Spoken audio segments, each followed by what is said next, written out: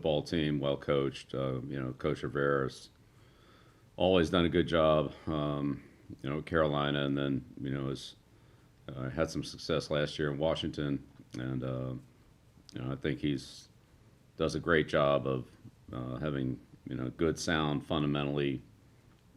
good fundamental teams that are tough and physical, and so this is a good opportunity. I always have liked to play against Coach Rivera's teams in preseason. We played Carolina quite a few times since I've been here when Ron was there. So those are good games for teams to really for us to work on our fundamentals and techniques, and see a good solid hard nosed tough football that he teaches and that they're good at.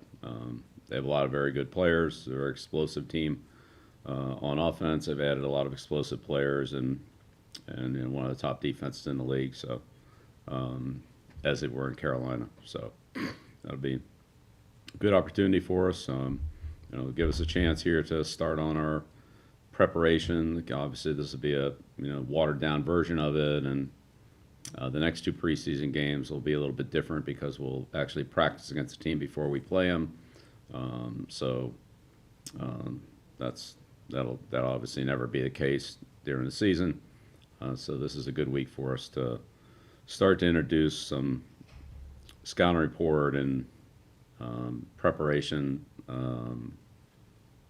methods, and for players to start to get into a routine on preparing for an opponent, as opposed to going through our training camp or OTA practices that we've done up to this point. So a lot of good learning experiences and opportunities for us this week, and try to take advantage of them and make the most of them, and build off that. We'll start with Ben Volen, followed by Jim McBride.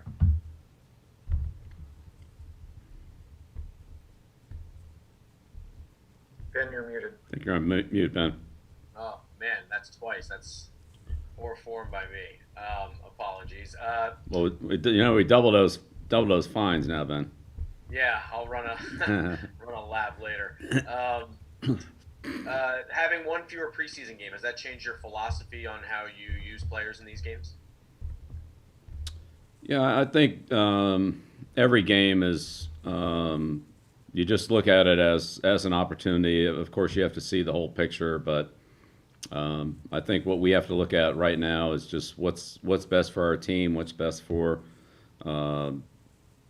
each individual, and how does that fit together as a team, so that there's a level of continuity and so forth in what we're doing. So we'll just take a look at this and then reevaluate where we are after this game as we head into Philadelphia and Giants week. So right now we're really just focused on how to get the most out of this opportunity to prepare our team, to evaluate our team, and to see where we are after spending a lot of time by ourselves, where we are relative to looking at another opponent. So really just take it one game at a time here, and we'll wait and worry about Philadelphia when we get to Philadelphia.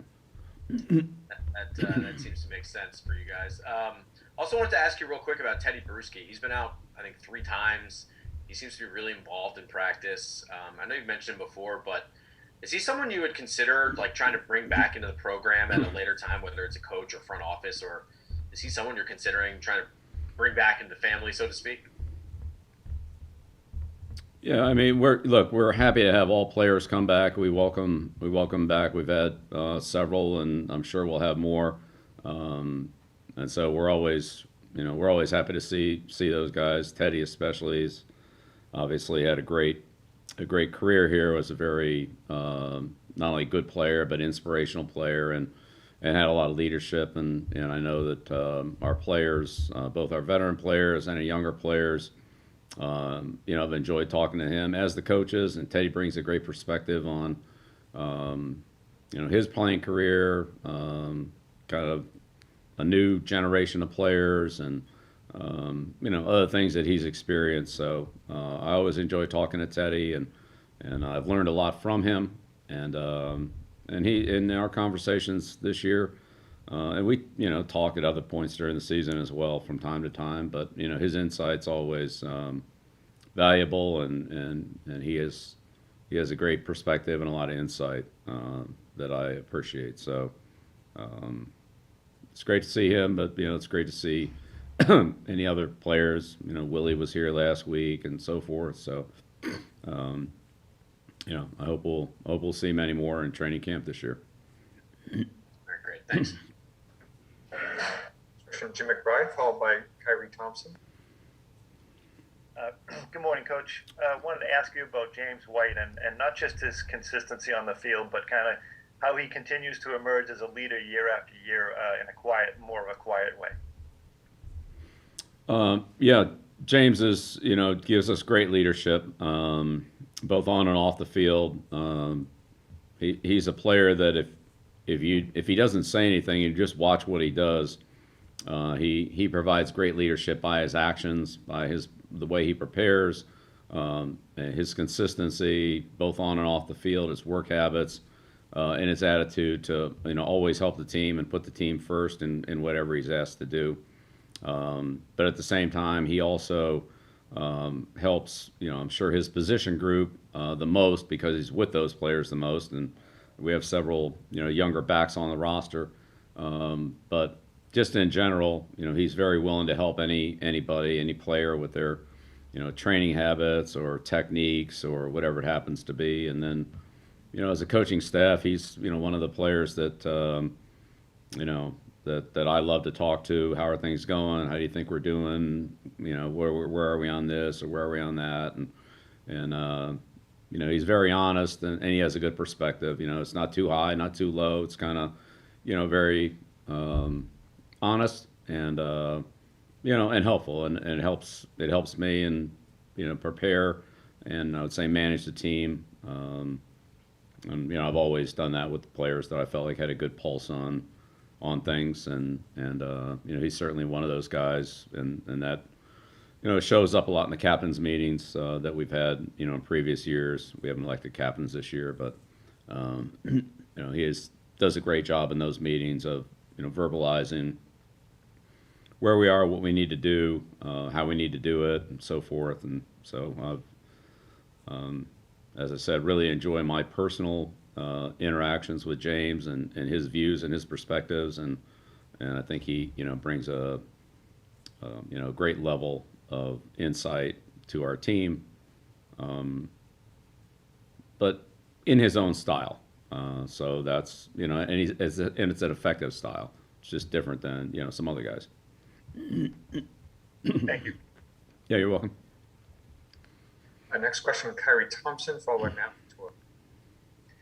Good morning. Obviously we all know Hunter left practice early this weekend, and we're hearing he might missed a little bit of time. But aside from the specifics about how he's doing, I'm just wondering for a new veteran, right? And so I mean he's a veteran. He's played in the league for a little while, but this is his first time here, learning this system, getting into these guys.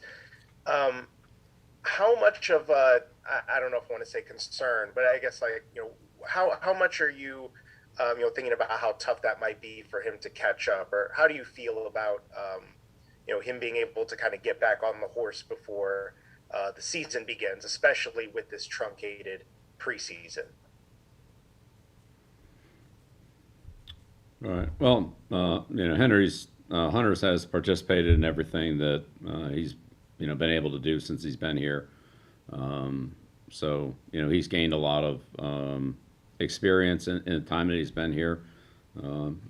I'd say he's day to day, and again, as players improve, and this goes for everybody, not just specifically him, but as players improve and they can do more, then we can gradually work them into things. It's a little different than the regular season where guys go on different lists, or the return process is a little bit different than what it is in training camp, because either you're getting a guy ready to play or you're not, and if you're not, then it's how much time do you want to spend with him when somebody else is actually going to be playing there in the game. So he's day to day. He'll come back, as he can come back, as when we have many other players in that same category.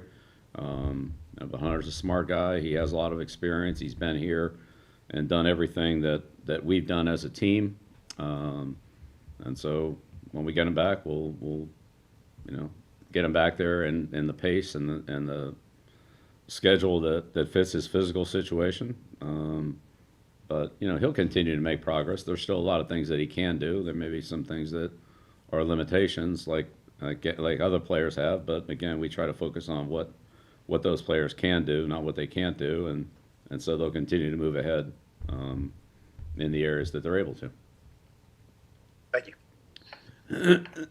Two final questions of the Map Tour, followed by Michael Hurley. Bill, you mentioned Tedy earlier, and then James White. I was wondering if there was any specific younger guys that you see kind of moving into a role like that, a guy that you feel like you can trust, that would have a pulse on the team, somebody that can give you some insight that you'd look to kind of be the next wave in that leadership type of player. Yeah, I think we have a lot of players that fall into that category, and that's how leaders emerge on every team, and every player on the team has a degree of leadership. That's based on their performance and their attitude and their work ethic. So, if a player comes in and works hard and performs well and has a good attitude and puts the team first and is unselfish, then that's about as much positive leadership as you can get. So we have a lot of guys that fall into that category, and leaders emerge by leading their peers, and maybe some people that are under them. Second-year player could have leadership within his group and within the rookies. Maybe he's not ready to lead veterans that have played 10 years and that type of thing, but there are different layers of it. So we try to develop that on all levels, and we have a lot of players that I know have leadership qualities and have the ability to lead various groups, whether it's their position group or kind of an age group or a unit, and this is when that happens. When the team comes together in training camp and preseason games, and things are more challenging and more difficult than they are in the spring in terms of schedule and daily routine and just the grind of training camp and so forth. That's where those players emerge. So yeah, we'll see how all that goes. But I think we have good leadership on this team, and we have a lot of guys that work hard and are unselfish and can perform well. So those are all good qualities to have. Do you find it takes a guy sometimes a little while to get to a point where they feel comfortable talking to you, that they've been in the situation long enough that they feel there's a comfort level to have a conversation like that with you? Well, I think all relationships are a little bit different. I'm sure things like that vary from individual to individual, but you'd have to ask them that. I can't speak for them. But I think it's rare to see a player in very early in his career, emerge as a top leader, as a captain. We saw that with Mayo, and we saw it with Devin McCourty, and saw it to a degree with Logan Mankins, but those are more the exceptions than the rule. Usually it takes a little more time to, I would say, go into that kind of a team leadership position. But we're all growing. Every year is a growing year for all of us. So, and each year the team dynamics and chemistry and personalities change a little bit as new players come onto the team. And I'm not saying necessarily rookies, but players that weren't on the team last year come onto the team, and players that were on the team last year aren't on the team this year. So it's always a new, a new formula, a new mix that will turn out a little bit differently than the year before, based on that, and also based on the circumstances that a team faces, whether that was COVID last year or, whatever it is. I mean, there's something every year that affects the team, whether it's a big win or a tough loss or an injury or whatever the circumstances are. And those shape the chemistry and leadership of the team as well, that you just can't plan for or orchestrate. So, in the end, it happens, and it's not something that a coach can, again, orchestrate or dictate. The groups find their own. They find that all works itself out within the group, on its own somehow. Last question, Michael Hurley. Hi, good morning, Bill. I was just in line with preparation for Washington. I wanted to ask you about Ryan Fitzpatrick. Just your general thoughts on him and whether his career, 17 years, 9 teams, if that's as unique a career as you've seen at that position in the league. It is. I mean, a lot of that was, with the same coach, Chan Gailey. So there was definitely a connection there and a consistency there between the coach and the player, whether that was a head coach or offensive coordinator, play caller. But but Ryan's had a tremendous career. Certainly, he's always been a tough guy for us to play against. He's smart. He's very aggressive, resourceful, and very tough. You see him block guys downfield and put his head down and fight for extra yards and do some things that a lot of quarterbacks wouldn't do. He's competitive. He's resilient, and he does a good job of using the weapons that he has and getting them involved, getting them the ball, and when things break down, he's athletic and experienced enough to still make good plays in those situations. So he's a tough guy to play against, and he's got a little bit of a unique style. Maybe it's not classic, but he throws the ball well. He throws the ball down the field well.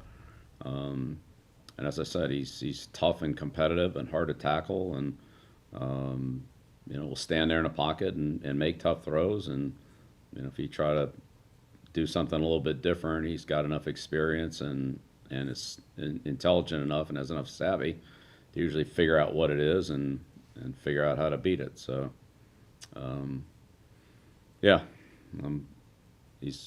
a lot of respect for him and for Ryan and the career that he's had. Thank you. Yep, you're welcome.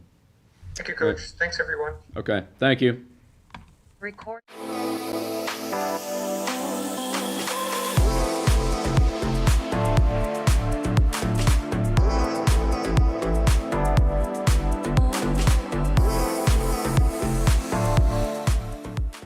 When did Bud Light Seltzer start making lemonade? Probably when 2020 handed us all those lemons.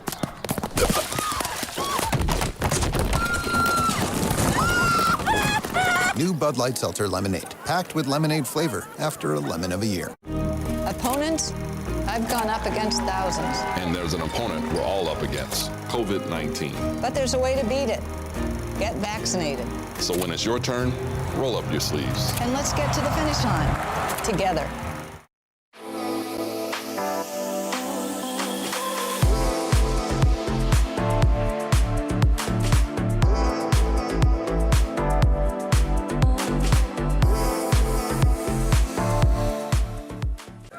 Bud Light Seltzer start making lemonade? Probably when 2020 handed us all those lemons.